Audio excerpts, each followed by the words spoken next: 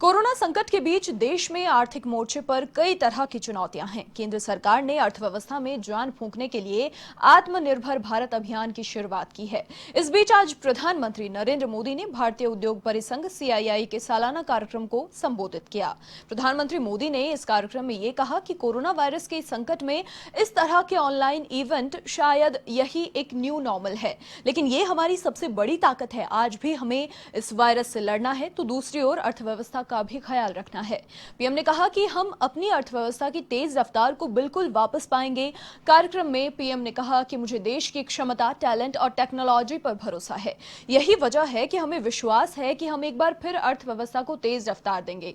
Corona ने हमारी speed भले ही धीमी की हो, लेकिन भारत लॉकडाउन को पीछे छोड़कर अनलॉक फेज में घुस चुका है।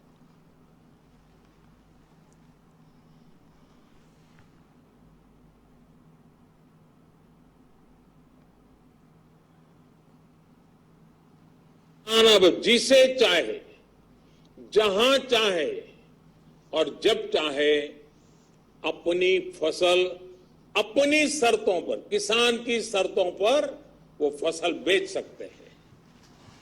अब कोई किसान अपनी फसल देश के किसी भी राज्य में ले जाकर बेच सकता है।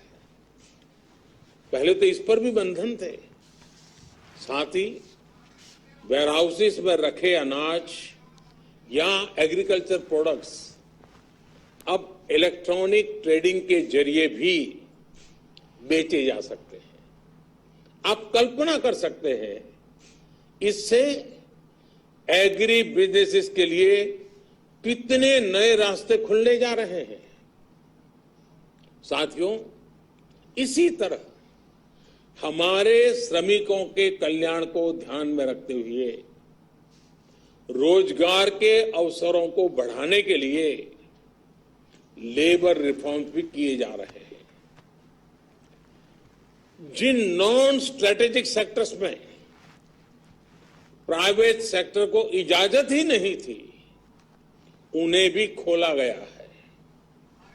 आपका ध्यान इस पर भी गया होगा कि सबका साथ, सबका विकास, सबका विश्वास के रास्ते पर चलते हुए हम वो फैसले भी ले रहे हैं जिसकी मांग बरसों से हो रही थी।